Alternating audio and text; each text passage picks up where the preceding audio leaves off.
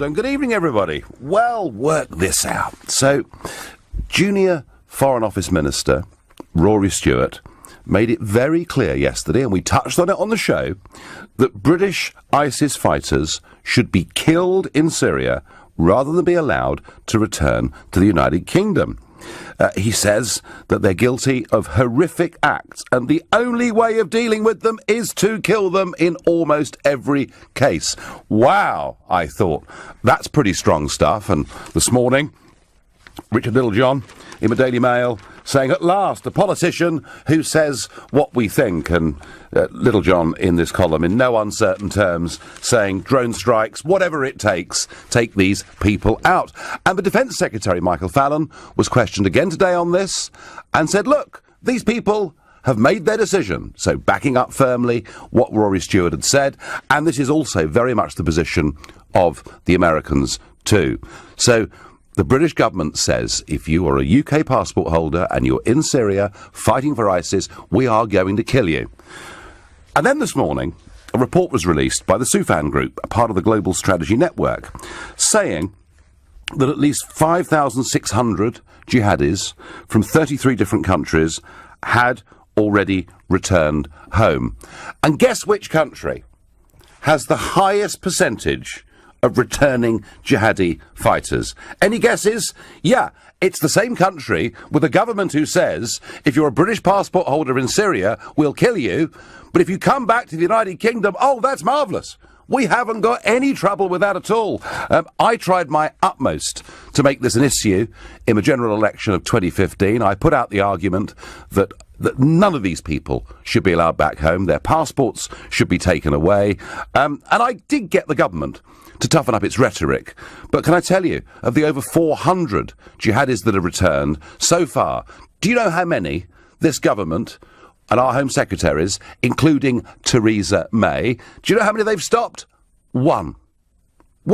And the rest are back here. And to my total astonishment, Max Hill QC, who is a government advisor on terrorism legislation, has said in the last few days that people who come back from Syria shouldn't be prosecuted. Most of them only went to Syria because they're naive, and they should be reintegrated into society. So government policy is this. We want to make Syria as safe as possible, whilst at the same time endangering the lives of innocent people at home. That is government policy, and I think it's absolutely stone bonkers. So I want to know what you think. Do you think Rory Stewart is right, that they should be taken out and killed? Do you think the policy of the British government with returning jihadis is right, that they should be let back onto the streets, reintegrated in society because they're naive? Or perhaps you think they're both wrong. I don't know. But whatever view you've got on this war which British people have taken part in, please let me know what you think by calling 0345 60 60 973. You can, of course, text to 84850. You can tweet using the hashtag Farage and LBC at LBC. You can watch the show live on Facebook and comment there too. David from Norwich. Help me, David. How can the British government have two seemingly diametrically opposing views? And David, one quick point. With the fall of Raqqa and with ISIS militarily having a very, very hard time, it could be that the flood of returning jihadis gets a lot quicker. David, good evening. Good evening, boss. How are you doing? I'm doing okay, but I can't believe that our government wants to make Syria safer and here more dangerous. I think these independent reviews, they're run by complete madmen on illegal and political lunatics. Oh, but this chap is a Queen's Counsel. It's Max Hill QC. I mean, this is an esteemed member of the liberal elite. David, what are you saying? The thing is, Andrew Parker even said, that's the head of MI5, said 2 or 3 months ago, look, there are, at the moment, in his honest opinion, a bare minimum of 23,000 jihadists in this country. At the moment, few of them are actually up front doing what they shouldn't be doing, but the vast majority are sleepers. They're sitting there waiting. Now, these guys that have been out there now, they're not going to come back and land at Stansted and get off and hand their passports in. They're going to come back in through the back door. That's how they're going to get here. But how are we supposed to know how many kids they've murdered, how many people they beheaded, how many women they've raped, or kids they burned or boiled in buckets of water, or thrown off roofs? You're never going to know that. And all they're going to do is get back over here and back up the people that are already here. It's complete one of the reasons, madness, Nigel. David, one of the reasons I came out with this policy in 2015 was that it seemed to me that having been out in a war zone fighting with ISIS, they would have been more brutalised and dehumanised than they were when they went in the first place, and they do now pose a genuine threat on Britain's streets. It's just as simple as that, isn't it? Well, absolutely. The intelligence service and the police can't handle what they go. Back in the day, I mentioned this earlier on. Back in the day when the IRA we had trouble with them. The British police and the military, we knew where sort of 99% of them were and looked after their numbers and dealt with it. Now, because of the massive numbers that are here, the security service, we can't deal with it. And these guys that are coming over now with lots and lots of active service experience behind them, they're going to make it 100 times worse. And we're going to. I think I'm right, David, in saying that towards the end of the Northern Irish conflict, in terms of the number of IRA people that we were concerned about, the number was about 600. There were about 600 people that we were genuinely worried were capable of terrorist outrages. As far as the numbers here, well, it's 3,000 suspected terrorists, 500 under round-the-clock surveillance, and another 20,000 linked in some way. But, of course, if you think back to the horrors of London Bridge and Borough Market, a couple of those guys weren't even known to the police and to the security services. So the real figure, David, I don't really want to try and scare people, but the real figure is actually likely to be significantly higher than 23,000. But it is, Nigel. You're dead right. Substantially more. That's why the head, Andrew Parker, the head of MI5, said, in his honest opinion, and it was obviously a low figure. But if you match that and accept that figure is correct, and then look at what the British government aren't doing at looking after their borders. So apparently, on a daily basis, we're only checking, or the border agency are only checking 7% of everything coming into this country. That's lorries, containers, buses, coaches, either physically or electronically. So that's 93% of everything coming to this country is not checked. Not checked. So how many? Okay, we get the odd lorry load jumping off on the M1, illegal migrants. Sure. How many of that lorries, etc.? Well, I've got AK. None of us know. None of us know. None of us know. David, very quickly, yes or no answer. Morally, is it right for the government using drones to target UK passport holders fighting for ISIS in Syria? Yes. OK, thank you very much indeed, David, with a very clear view there. Couldn't be clearer. Michael is my next caller from Bournemouth and a new caller to the show. Michael, good evening. Good evening, Nigel. So, help me. Which part of the government is right? The one that wants to kill them all, or the one that thinks they've been naive and should be reintegrated? I don't think they're naive. I feel that they were quite prepared to kill the rest of us if they had the chance. If they're fighting for ISIS, and they have given up their citizenship. That's my view. So, help me as to why Theresa May as Home Secretary, and then subsequently Amber Rudd as Home Secretary, have only stopped one of them from returning. Well, it seems that they are not very competent. There is a problem there. Is it competence or is it will? Possibly both. Possibly both. Right, so what would you do, Michael? You're in charge now, Michael. You're the next Home Secretary. What would you do? I would stop them at the border, send them back to Syria. Fine. Simple as, no questions asked. Would you remove their passports from them too? I would. You would? Yes. Michael, couldn't be clearer. Another very, very clear message there from Michael. John says on Facebook, so you can track people online for saying things, but not returning British jihadis. Well, John, bit tough to argue with that point, isn't it? Luke says, yes, they should be killed if in action. And that's, Luke, a question about rules of engagement, because there could be British citizens in Syria for a host of other reasons. They could be visiting family. Indeed, they could even be fighting for the other side, a point that we may touch on in a few moments' time. Martin is calling me from Forest Gate. Martin, have I got this wrong, or is government policy here totally inconsistent? Totally inconsistent. They are absolutely bonkers. If we know who the people are leaving this country and are being trained by ISIS to kill people in the world, they should have everything that's given to them. And they say, as you've said, it sends drones over there to kill these terrorists that are absolute monsters, and they should not be allowed back in the UK whatsoever. Once they're there, they've gone in their own accord. And I think you've got to also blame the families for letting them go, partly anyway. Well, they should not be allowed to go. Well, you say that. Outside the country. You say that, Martin, but it is possible, is it not, that a teenager in their bedroom looking at stuff online sees some sort of, for whatever reason, I mean, it's not just men that have gone, young women have gone to become ISIS brides. I mean, it beggars belief why a woman would leave London or any of our big cities and go and do that. So some of them, Martin, may have been brainwashed, and it's not always possible for parents to be totally in control. But having said that, is it possible, Martin, that some of them were naive?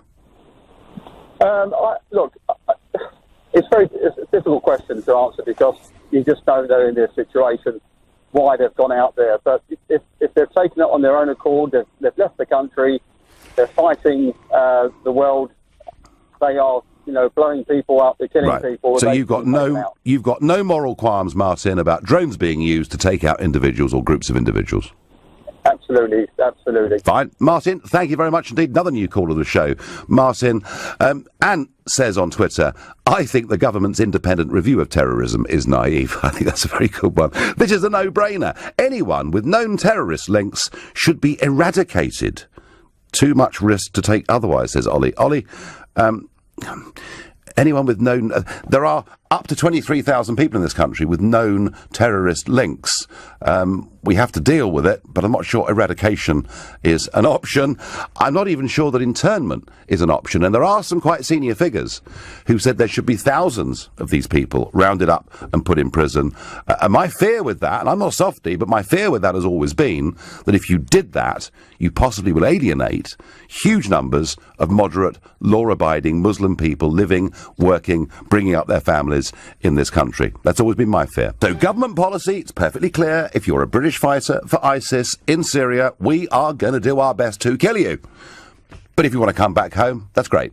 You can just walk the streets freely because only one of the over 400 returning jihadis has been stopped from coming back in. And all of this on the day when we get the news that a British man who had travelled to Syria to fight against Islamic State has died while clearing landmines in the former ISIS-held city of Raqqa. Sniper Jack Holmes, 24, from Bournemouth, had fought alongside the Kurdistan People's Protection Units, YPG, and been out there since January 2015.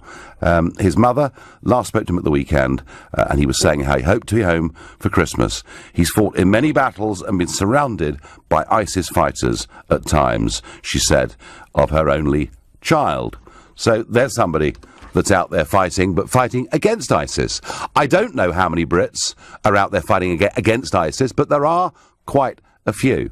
And I would guess we would take a very different view as to the actions of Jack Holmes than we would for those who are fighting ISIS. Surely, if ISIS is the mortal declared enemy of this country, anyone that goes to fight for it is committing an act of treason. I would have thought it's just as simple as that. I wonder what Mattios from Waterloo thinks. Good evening, Mattios. Hi, good evening. So what do you think, Mattios? Well, I think that there is a necessity of attempting reintegration into society because there are varying reasons why they could join in the first place. Mm-hmm. However, there is a limit of how it could threaten national security for the UK. Well, clearly it could, couldn't it? I mean, if these people have been brutalised, and it only takes a handful of them to have come back from Syria and to still hold the same views, and now to be trained in weapons use, to be trained in bomb making. Mm-hmm. Surely, in many ways, they are the most dangerous people we've ever had in the country. But then why usually do they come back in the first place? Well, there are lots of reasons for that. One or two may well have said, don't like this, I've changed my mind. Some may think, gosh, I'm going to finish up being killed.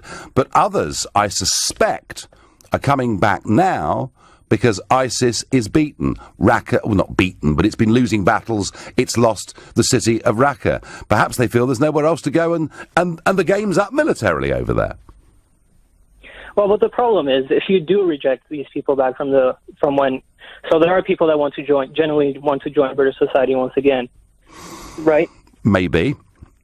Yeah, so the problem would be that okay, if they want to be reintegrated into society and you just blankly reject all of them, wouldn't that add to ISIS's rhetoric by saying that, look, there are these people that reject even their own kind, and wouldn't that in turn help recruit more people into ISIS? I'm not sure. I think if you've made your decision and left the country and joined ISIS, I would have thought ISIS would take a very dim view of anyone returning, frankly. I mean, I would see the argument more on that side. Look, you may be right, Matthias. There may have been people whose minds got twisted by, whether it's a hate preacher, it's something online, it could have happened in a prison. There may well be people whose minds were twisted and who genuinely have said, I've made the most awful mistake of my life.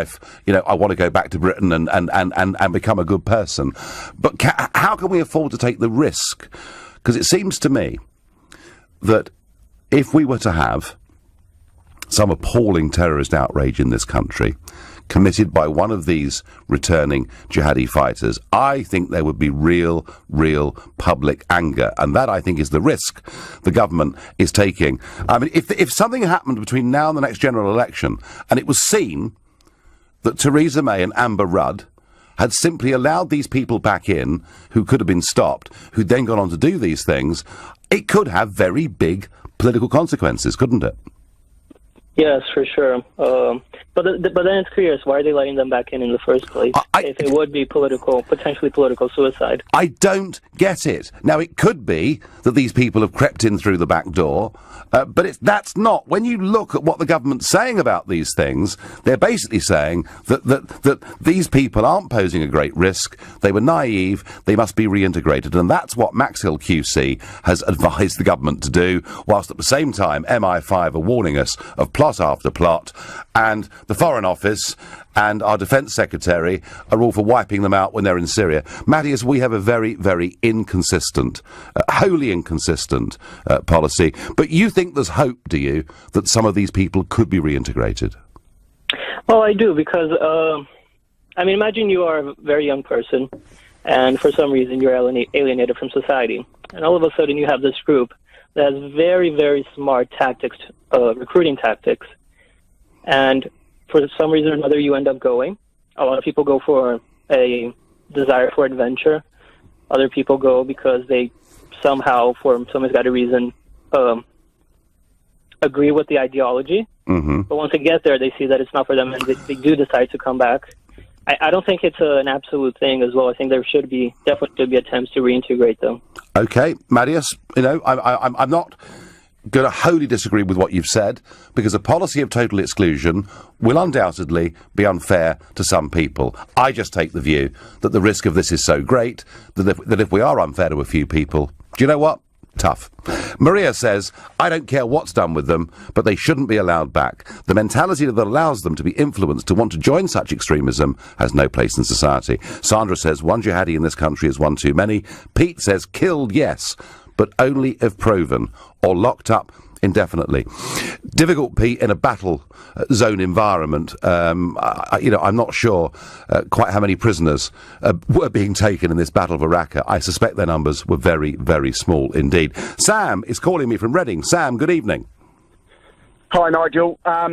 Quick bit of background on myself. Left the army in 2013, spent 8 years, 3 tours in Afghanistan, 2 of which were with Special Forces, so I have a little bit of experience fighting against people of this type of ilk. Yep. 3 important points to make. One, slightly off-piece. Brexit will be the best thing that ever happens to this country. I just wanted to sneak that in there. Yeah. Move on. That's cheating. Go on. I think it's really, really important to contextualise, and some of your other callers have already done this, what exactly these people have been up to. The systematic rape of tens of thousands of women and children, and in some cases these terrible stories of women and children bleeding to death. They've been raped so consistently. The murder of hundreds of thousands of people, taking the rights away from millions of people. And what I think makes this even worse is these are not illiterate farmers that we would have seen traditionally in Al-Qaeda and the sort of Taliban people that I've sort of come up against. These are not illiterate people who are being dictated to by the imam because they don't know any better. These are people who were brought up in an otherwise moral society. These are otherwise intelligent people. They made a conscious decision. They do not deserve to come back. They do not deserve a second chance. is the right thing to do is to kill them, or as a minimum stop them from coming back into this country. And importantly, my final point, it will act as a deterrent to future people thinking about going and fighting for these terrorist organisations. Sam, as somebody that has fought, against this menace, against this evil, do you have a direct message for Amber Rudd, our Home Secretary? Because there may well be, as we speak, people returning from Raqqa. I think it's a very, very simple one, and we have to think about the security of people in the United Kingdom. It may be a nice, politically correct message from the person who released this report today that says we must welcome them back with open arms, we must reintegrate them. You'll know some of the policies that the Swedes have been introducing about reintegrating ISIS terrorists back into society. We'll see whether that's successful or not. But the fundamental function of a nation state is to protect its citizens. And as you said in your introduction just before, if one of these people was to conduct any kind of atrocity, the like of which we've seen in Manchester, London Bridge, etc., then that would be a failure of the nation and of the Home Secretary and the Prime Minister to protect its people. Terrific. Well, I very much hope, Amber Rudd, if you're not listening live now, I've no doubt you will see a clip of this tomorrow. Sam has been there. He's fought against this. He's seen the dreadful things that are being done. We do not want these people back in our country. Thank you, Sam. Another new call of the show. Great call. Very interesting. He's seen it at first hand. It's not pretty in any way at all. Ian says to me by Twitter, of course Rory Stewart is correct. In fact, most people do seem to agree. We have had callers saying, look, actually, some of them may have been conned into this. Maybe we should look at it on a case-by-case basis. But overwhelmingly, at the moment, you seem to be saying that actually the government have got this badly wrong. Seth is calling me from Dublin. Seth, good evening. Hi, Nigel. Thanks for taking my call. Not one bit. Nigel, what I wanted to say was the biggest fear that your ministers have is actually going on a case-by-case basis. It's trying these people, because those trials will end in tears. Mm-hmm. The witnesses are dead, or the witnesses are afraid to come forward, or the witnesses are back in Iraq and Syria. So if you try these people, you're going to turn them into martyrs or heroes. That's why there are elements in your government who are saying, don't try them, let them back in, and at least they won't be martyrs or heroes to the public. It's very sad, but I think that's really what's driving your government. Well, Seth, they don't really mean it. That analysis may well be right. But if that's the case, aren't they taking a massive risk with our safety and security in this country? The question is, Nigel, not whether it's a massive risk, but what you could do about it. And the only thing you could do about it is get out from under the European courts, because once you can do that, then you don't have to worry about any sort of oversight, letting your judges making the right determinations. Well, we have voted Brexit. I hope we're heading in the right direction. I mean, we better do it soon. We better do it very soon. Coming home now. Well, some encouragement there from Seth in Dublin. Amber Rudd, I know you're a Europhile, but actually, if you want to make Britain safer, be able to stop people coming back, get rid of bad uns, you need to be outside the power, the influence, the dominance of the European court. Seth, thank you for that. Yes, the British government's policy is if you're a UK passport holder and you go to Syria to fight with ISIS, we are going to kill you with drone strikes. But if you want to come home, that's great. No problem at all. Just roam the streets, be free, because you probably went because you were just naive, and we'll reintegrate you in society. Something glaringly inconsistent and crackpot about this, and I have been of the view since 2015 that anyone that's gone, they really have made their decision, and they shouldn't be allowed back into the country, and yet this government allows them to. I don't get it. But before I return to that, Donald Tusk, the president of the European Council, there are lots of presidents in Europe, has said today that actually there are still three choices that Britain faces. We could have a good deal, or we could have no deal, or no Brexit. So Mr Tusk is saying, come on, you can all change your minds, you can come back to us, we'd prefer you to crawl on your hands and knees and beg us and say, please, please, can we stay? That, I think, is what he wants. And Sir Vince Cable, the leader of the Liberal Democrats, has said today that he thinks this is really a good news. If Brexit looks like a disaster, we should just call the whole thing off. And in ever-friendly mood, Michel Barnier, the European Union's chief negotiator, has said that he thinks it will be several years before a Brexit trade deal was Agreed. Well, that's positive, isn't it? And helpful and friendly. And just goes to show that when Mrs May stood up in Parliament yesterday and said progress had been made, she was talking nonsense. She's literally stuck, wading in treacle. We're going nowhere. And if a deal with the EU is going to take several years, I'd say forget it, because there's a great big world out there that would like to do deals with us. But back to this issue of returning jihadis and morally whether it's right for the British government using drones to target British passport holders fighting for ISIS in Syria. Hisham is my next caller. He's calling from Putney, and another new caller to the show. Hisham, good evening. Hi, good evening to you, Nigel. So what is your perspective? Well, if the government wants them to welcome back to Britain, so let's go back a year ago and move Ken Downing Street to be in Mosul and let them see what they've done to the people, to the stones. Even the stones, they kill the stones. They kill everything. Those guys they know one thing, that's to kill people and destroy every civilization being on ground. So if you welcome them back, I think me and my wife's wearing hijab, we will be really scared, not the British, not from the police. No, we are afraid from them, because they will reflect the bad picture of Islam. Yes. How can you allow a person who killed minimum 10 persons with cool blood, allowed him to come back? What he's gonna do? Is he gonna queue on Caponero for Palazzo or a queue on A40 for traffic? They don't know the law anymore. They are just they've been brutalised. Hisham, are you from one of those countries originally that's been affected by this? I'm from Iraq. You're from Iraq, okay. Yes. Right, yeah. And when did you come to the UK? I came in 2000. Right, so before the Iraq War broke out. But you really make a point that, of course, and this gets forgotten very often, that there are more Muslims killed by jihadi terrorists than any other religion.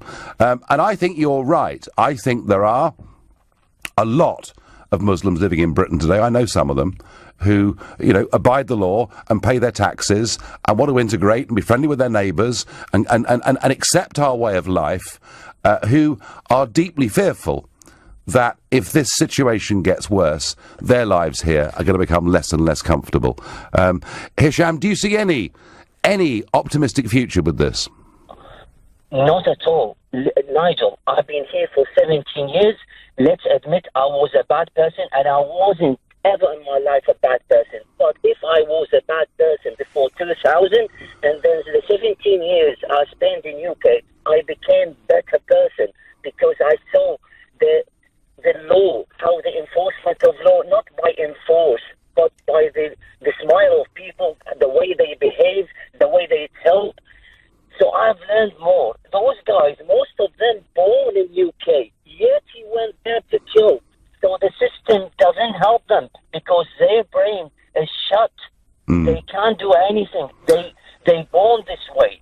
So whether they're born this way or whether they're turned this way is a different thing. But Hisham, listen, fascinating call, and we wish you and your wife well. We really, really do. Mr. Farage, you've lost my vote. If Brexit means your death squads, I'm voting Remain next time, says Peter in Glasgow.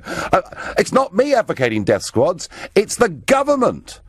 It's the government that want to use drones to take out individual British citizens. And I've been asking people, morally, do they find that acceptable? My beef, Peter, is I just don't think we should let anybody who's gone with a British passport to fight for ISIS come back to this country. And I accept that will be, in some cases, unfair. But I think it would make us a safer country. As a member of the UN, we cannot leave someone without citizenship, no matter what we think, says Simon on Twitter. Yes, Simon, that argument was made to me in 2015. I think it was Ed Miliband that made that argument to me, that you can't take away from someone their statehood. My answer is you can. They've chosen their state. It's called Islamic State. That's how it seems to me. Haydar is calling from Chiswick. Good evening, Haydar. Hi, good evening, Nigel. How are you? I'm well. So what's your take on this? So I'm also Iraqi, Nigel. I Right. came to the UK in 2005, and I'm from Mosul originally. I lived in Baghdad. So I'm just like so disappointed that we are discussing that these criminals could come back to the UK. I think they should be killed. I think they should, and even if they get in, they should be trialed. They should be put in prison indefinitely. They killed people there, Nigel. They destroyed homes, universities. They destroyed museums and culture and civilization. They killed children and women. They killed children as young as 5 and 4. They don't care about human beings. They raped women. They destroyed the Yazidi community. They just destroyed my country, my home, my people, and our future. And then they are allowed to come back. They're criminal. They killed people. How can they be allowed back to the UK and live a normal life? I don't understand that. I don't get it. And yet, our Home Secretary for all those years, Theresa May, did diddly squat about it, and it would appear that Amber Rudd is about in the same league. I guess it's just cowardice. They're scared to stand up and do the right thing because they'll get criticised. There'll be European Union criticism. There'll be United Nations criticism. There'll be the European Court of Human Rights criticism. That's what they're scared of, Haydar. They want to be popular on the global stage rather, seems to me, than doing the right thing and actually protecting the country. Tell me, I mean, Mosul obviously has been, as you say, pretty much destroyed. Destroyed, yeah. But if... Not only the city itself, the people, Nigel, the people have been destroyed by these criminals. Like, my aunt, one guy from Australia, he's an Australian guy, he came to their house and he just said, out, we need your house, use it to fight the Iraqi army.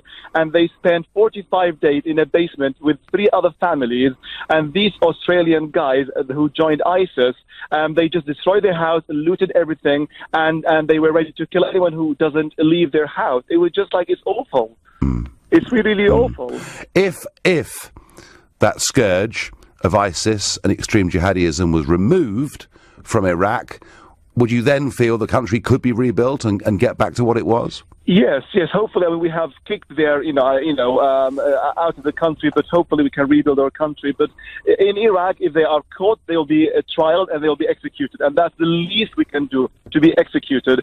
Or they can be killed by drone strikes. If I had the power, I will order drone strikes, and I don't care if they're women or children or adults. They are all criminals, Nigel. They deserve to die. Haydar, you've made an incredibly powerful, emotive point, and coming from Mosul, I'm in many ways not surprised, and I thank you very much indeed for your call. Aaron is calling from Chadwell. Aaron, what's your view? Good evening, Nigel. I can't believe this. It's really upsetting me, the stance our government is taking. It just shows such political weakness. Like, this is where is the accountability? If someone was to murder someone in this country, they would go to prison or, they'll be punished for it. Yep. These guys are killing women and children, not because of they're fighting against them. These guys are killing women and children because they have a different view on life. And they're imposing their will on these people and killing them. And then they're welcomed back with accepting arms. It's not even not right. There's something morally wrong in just that. We're being let down, aren't we? Very, very badly. It's really upsetting. I work in a very Muslim area in Chadwell, and the majority of those people, even they're saying it just puts such a bad tarnish on the rest of the people, and it's just going to increase tension. I can't see any upshot. Aaron, I think there are lots. I honestly think there are lots of big numbers of very decent Muslim people living in Britain who are getting more and more scared with every month that goes by because the actions of some from their religion are placing them all in a very bad light. Aaron, thank you very much indeed for that. Anne says on Facebook, the treason law needs to be put into effect. Well, Blair watered down our treason laws, and I agree with you. Time they were brought back. Gosh, I'm confused. Because on the one hand, the government says if you're a Brit and you're in Syria and you're fighting with ISIS, we're going to kill you. We're going to kill all of you. We're going to take you out with drone strikes or whatever means possible. But then the other bit of government says there's 450 of you nearly that have fought there that have come back, and we've only stopped one of you. And the rest of you are wandering around freely. There's something grossly inconsistent and crazy, and I really do think that the government have been desperately weak on this issue and have made this country a much less safe place, whilst they want to make Syria as safe as they possibly can. I don't get it. Maybe David in Guildford, who's a new caller to the show, can put me right. David, good evening. No, you're right. I think we should kill him with the drone strikes, really. And actually, I think we should do it as to make an example. Because, and all these politicians are saying, oh, well, maybe we shouldn't, because they're trying to play a nice war. Well, no war is nice. All war is brutal, and you don't win a war by being nice. That's certainly true. I mean, there are some questions here about rules of engagement. I mean, if it's a battle situation, clearly, you're fighting against these people. I mean, if they were, let's say, in a rest camp, would it be legitimate? Yeah. Would it be legitimate then? Would it morally be right then, David, to take them out with a drone strike? No, of course not. But right. I wanted to make a point quickly about what this last caller, Matthias, I believe he was called, Matthias, yeah. About what is it, about them feeling alienated, about them feeling the need to go over and do awful acts of atrocities. Yeah. Because they feel alienated, and that's rubbish. We didn't alienate them, Britain didn't alienate them, society didn't. They chose to alienate themselves, and I can prove this. I've lived in 6 months in Brazil. I could have come back recently. Yeah. And, when I was over there, I didn't know any of the language, so what did I do? Made an effort to learn basic level of language. I wasn't there long enough to be fluent. I embraced their culture, and saw all these wonderful things in Brazil. And actually, when I came back, I actually feel, my home's probably over there. People alienate themselves. Society doesn't do it, and these people who believe that it's our fault they're alienated are very silly. Well, there are some, David, who would argue, even LBC presenters would argue, that there is an inherent racism in this country, which means that when different people have come here from different religions, that we've been nasty to them, and that's forced them to stay in their own social groups. I don't buy it. I suspect you don't either. Well, that's the problem with ghettos. If people live in ghettos, they don't get out of their environment. No, that's right. They don't get. And that's why large-scale mass immigration is madness, because it's not possible, if huge numbers come, to integrate them in society. David, thank you very much indeed for your call. I go next to Nadeem, who's a new caller from Ilford. Good evening. Good evening. Thank you so much for taking the call. So what's your view? Yes, my view is that I totally support you.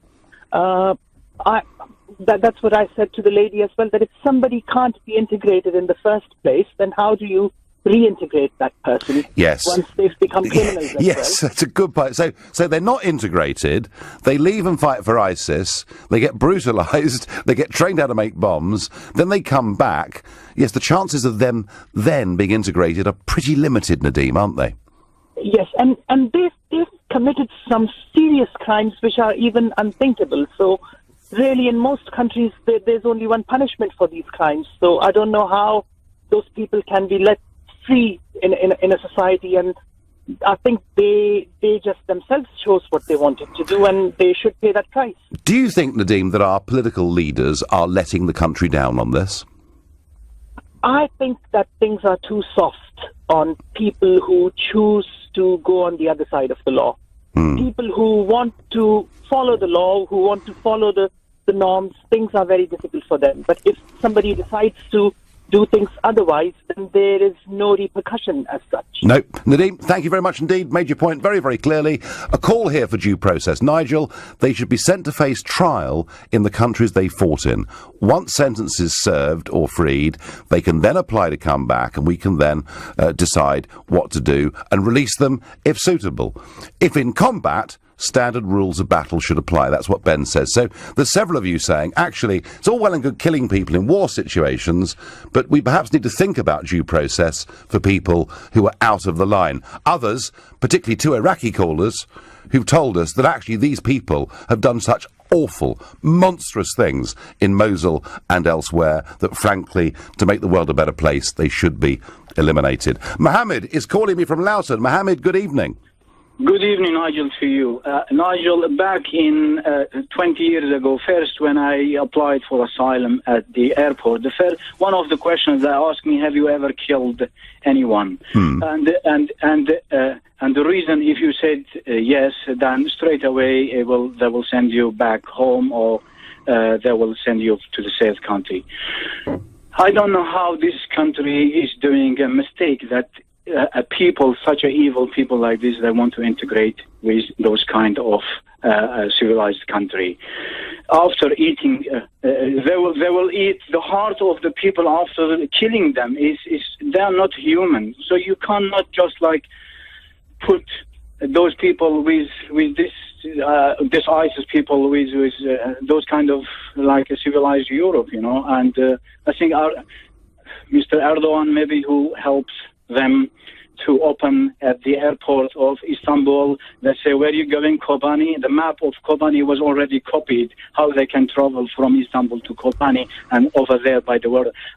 When the first ISIS attacked the Kobani, and after 4 days I was there by the border. I know how they closed the old villages opposite, and I was just watching the smoke is coming out from my city. I am originally from Kobani, and they switched the lights. You know, in the motorways you have a light, and the border of Syria and Turkey they have a light. Every time they want to pass a group of ISIS onto the other side, because the only the YPGs, there was only 100 people left in the middle between the border of the gate of the Turkey and the Kobani, and they tell them, okay, the Turkish government they will tell them, don't go from the west of the Kobani, go from the east side, where is the city of Tel Abyad. And Mohammed, have you found? I think it will be better not to allow those people. Even if you allow them, they have to be locked forever, because